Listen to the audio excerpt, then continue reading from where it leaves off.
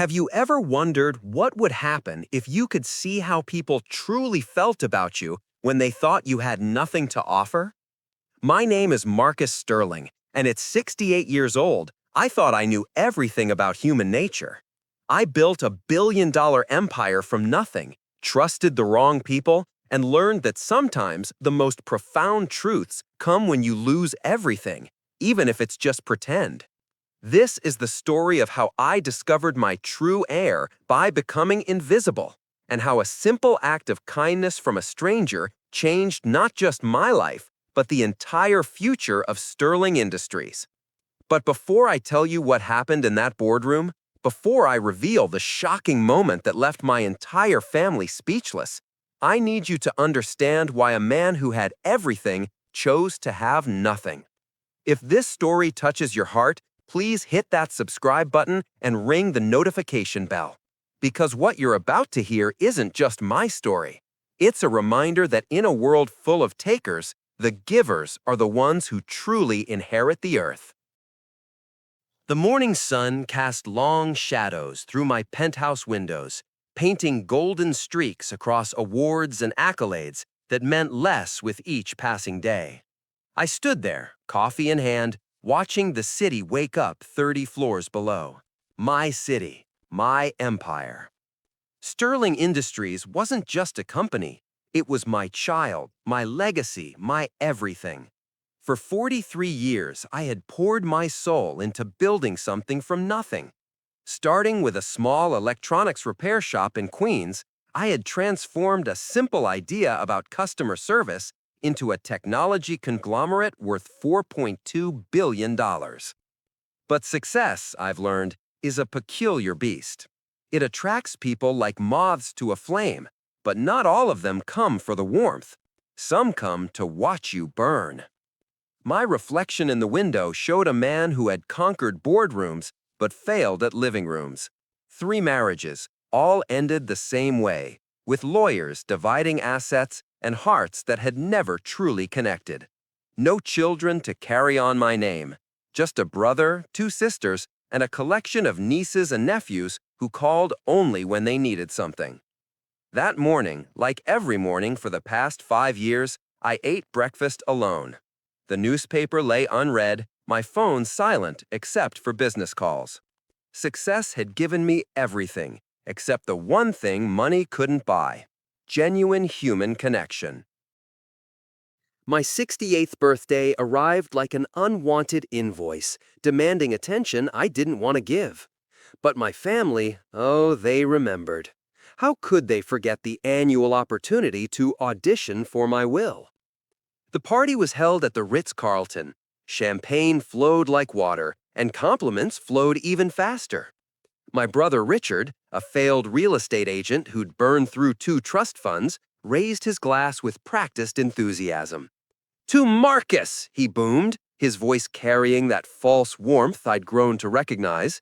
"The best brother a man could ask for!" The words rang hollow, like coins dropping into an empty vault. Just last month, he'd cursed my name when I refused to bail out his latest failed venture. My sister Patricia air-kissed my cheeks, her designer dress probably worth more than most people's cars. "You look wonderful, Marcus, not a day over 60. Lies. All lies wrapped in Chanel perfume and empty smiles. But it was my nephew Bradley who delivered the final blow. Harvard-educated, silver-tongued Bradley, who worked in my company's legal department. He cornered me by the champagne fountain, his eyes calculating behind designer glasses. "Uncle Marcus," he began, lowering his voice conspiratorially, "I've been thinking about your legacy.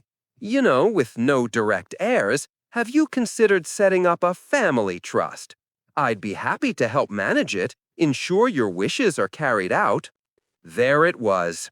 Not "how are you feeling?" Not "what do you need?" Just another hand reaching for my wallet, disguised as concern. I excused myself and stood on the balcony, watching the city lights twinkle below. Somewhere out there, among those millions of lights, were people who loved without price tags, who gave without expecting returns. But they weren't here. They weren't family. The idea came to me at 3 a.m. during one of those sleepless nights that had become my companions. What if I could see the truth? What if I could strip away the designer suits, the family name, the bank accounts, and see who people really were? I'd read about CEOs going undercover in their own companies, but this would be different. This would be complete invisibility. This would be becoming nothing to see who saw something. The plan formed quickly in my mind. I would disappear from my life, become homeless, position myself where I could observe my family, my employees, and strangers. I would discover who had a heart worth inheriting an empire.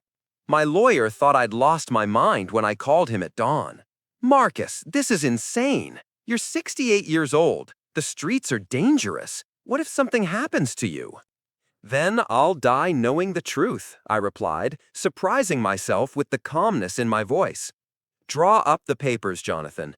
Make it look like I'm on an extended business trip to our Asian offices. I need 2 months. 2 months to find an heir.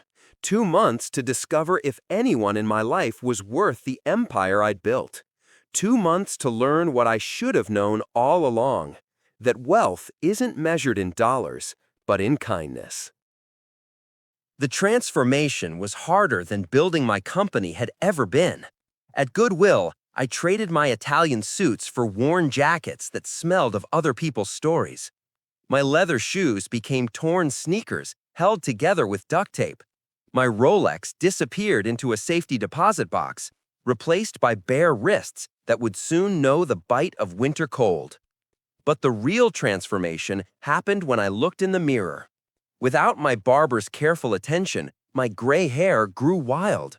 I stopped shaving, letting a scraggly beard cover the face that had graced Fortune magazine. The expensive treatments that kept me looking younger vanished, and within days, I aged a decade. The hardest part was learning to be invisible. All my life, I'd commanded attention, demanded respect. Now I had to learn to shrink, to avoid eye contact, to occupy space apologetically. My first night on the streets, I couldn't sleep. Not from the cold or the concrete, though both were brutal teachers, but from the noise. The city I thought I knew revealed its nighttime symphony. Sirens, arguments, shopping carts rattling over broken sidewalks, and the quiet sobbing of someone nearby who'd lost more than I was pretending to lose. By dawn, I understood something that 43 years of business hadn't taught me. Invisibility wasn't just about being unseen. It was about being unseeable. People's eyes would slide over me like I was part of the architecture, a problem too big to solve, so easier to ignore. I positioned myself strategically, rotating between 3 locations: the small park across from Sterling Industries, the bus stop where many employees waited, and the coffee shop corner where my family often met for their power lunches. The first person to walk past me was Jennifer from HR.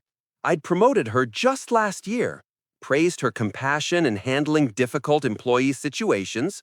She stepped around me like I was a puddle, her heels clicking urgently away. Then came Tom from sales, who'd sent me a birthday card saying I was like a father to him. He threw a quarter at my feet without looking at my face. The coin spun on the concrete, a silver circle of dismissal. But it was the security guard from my own building who broke my heart first. Samuel, who'd worked the front desk for 15 years, who I'd personally insured got full medical coverage when his wife got cancer. He emerged from the building for his smoke break, saw me sitting against the wall, and radioed inside. "Got another one out here. Yeah, the usual spot. I'll move him along." "Please," I croaked, my voice rusty from silence. "I'm not causing trouble." "Can't have you here, buddy. Bad for business. Mr. Sterling wouldn't like it." Mr. Sterling. Me. I wouldn't like it. The irony was a knife between my ribs as I shuffled away, playing the part of the problem I apparently was. 2 weeks in, I orchestrated chance encounters with my family. The results were devastating in their predictability. Richard walked past me outside his favorite steakhouse. I held out my hand, not begging, just hoping for acknowledgement. He recoiled like I was contagious. "Get a job," he muttered, clutching his leftovers tighter. $40 worth of prime rib he'd probably charged to the company card I'd given him. Patricia was worse.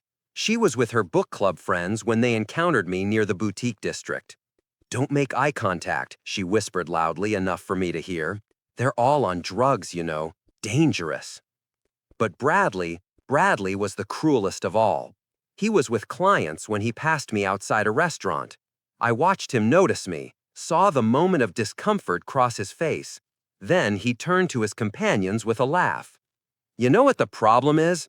We make it too easy for them. Free shelters, free food, no incentive to contribute to society. If I were running things..." If he running things? My company, my legacy, in the hands of someone who couldn't see humanity in a man sitting on cold concrete. I pulled my thin jacket tighter and wondered if this experiment was worth the education it was providing. The answer came the next day, from the most unexpected source.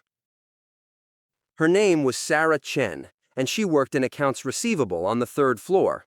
I'd never noticed her before, one of hundreds of employees who kept Sterling Industries running while I focused on the big picture.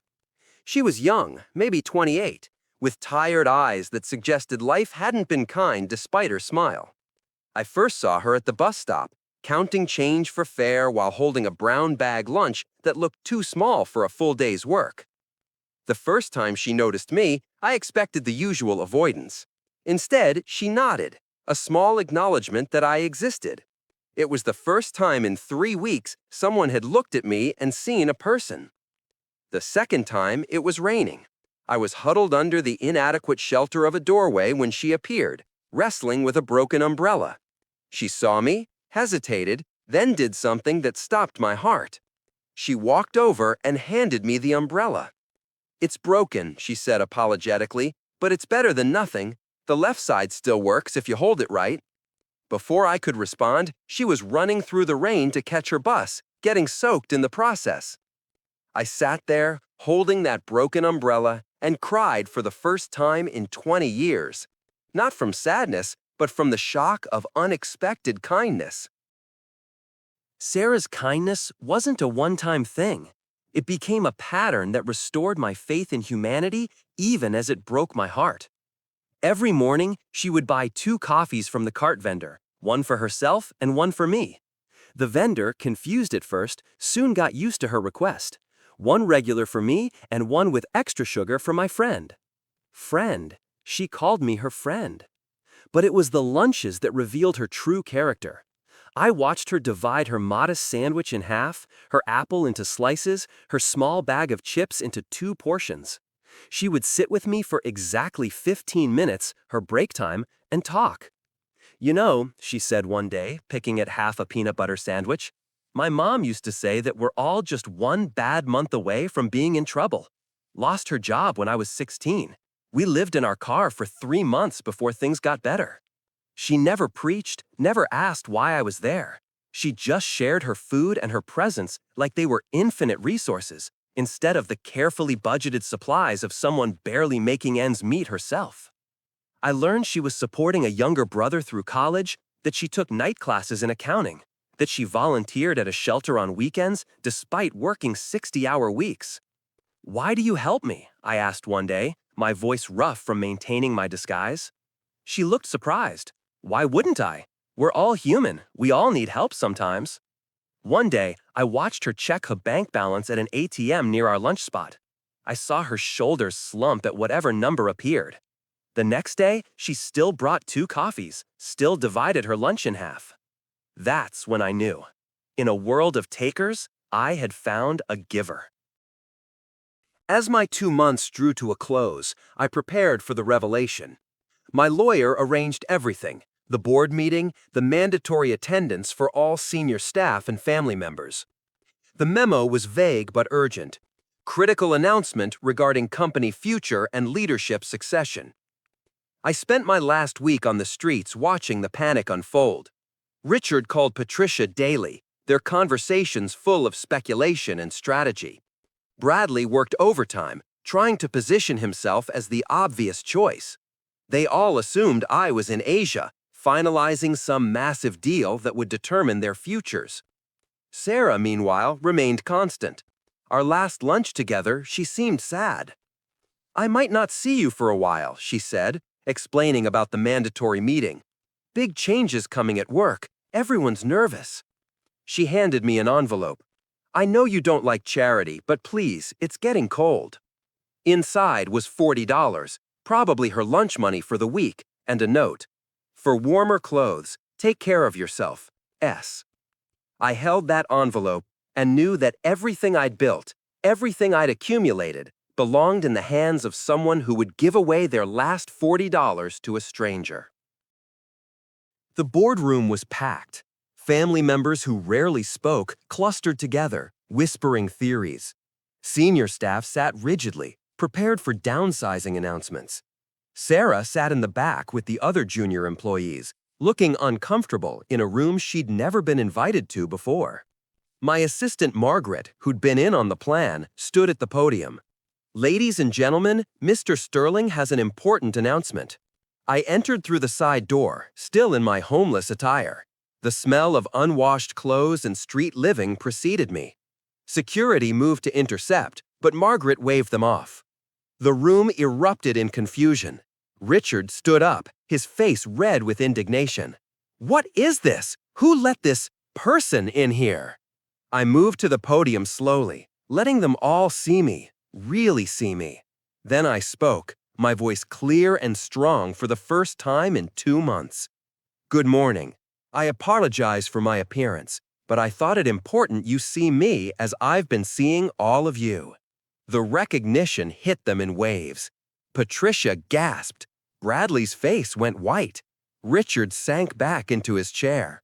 "For the past 2 months," I continued, "I've been living on the streets outside this building, watching, learning, discovering who among you has the character to inherit not just a company, but a responsibility to thousands of employees and their families." I looked directly at my family. "Richard, you told me to get a job. Patricia, you warned your friends I was dangerous. Bradley, you explained to clients how people like me were parasites on society." The room was silent, except for the hum of air conditioning and the sound of dreams dying. But I also discovered something beautiful, something that gives me hope for Sterling Industries' future. I turned to the back of the room. "Sarah Chen, would you please come forward?" Sarah's face was a study in confusion as she made her way through the crowd. When she reached the front and saw me clearly, really saw me, her legs nearly gave out.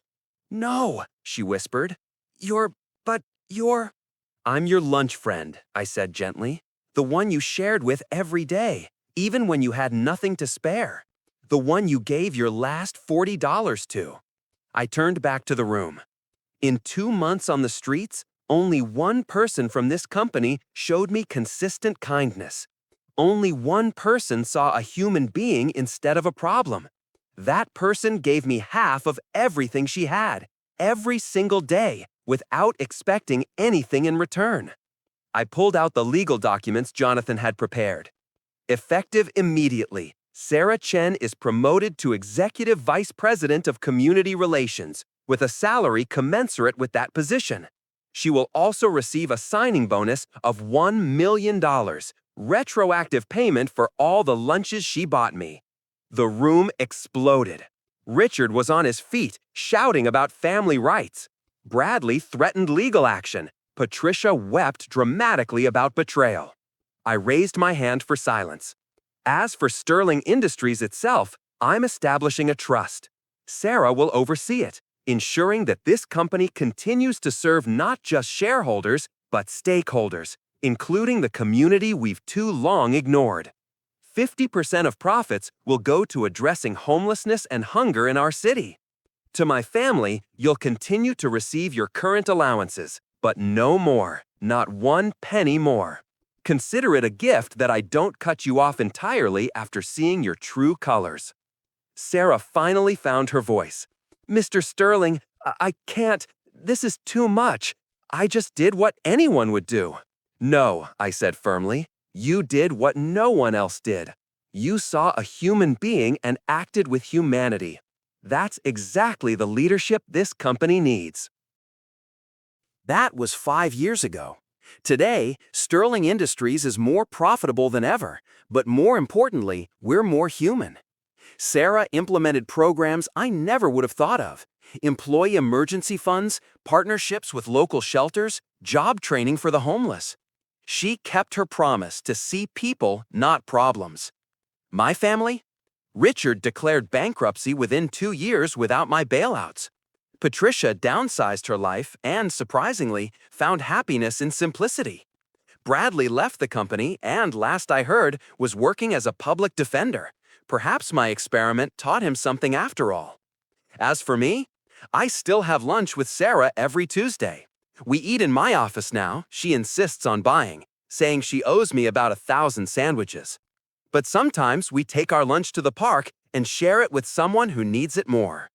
Because Sarah taught me the greatest lesson of my life. Wealth isn't what you have, it's what you give.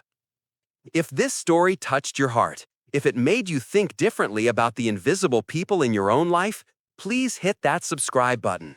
Share this video with someone who needs to hear it. And tomorrow, when you pass someone who society has made invisible, remember, you have the power to see them. You have the power to be someone's Sarah. Leave a comment below about a time when unexpected kindness changed your life, or when you had the chance to be kind to a stranger. Let's fill this comment section with proof that humanity still exists. Thank you for watching, and remember, in a world where you can be anything, be kind. It might just change someone's entire world.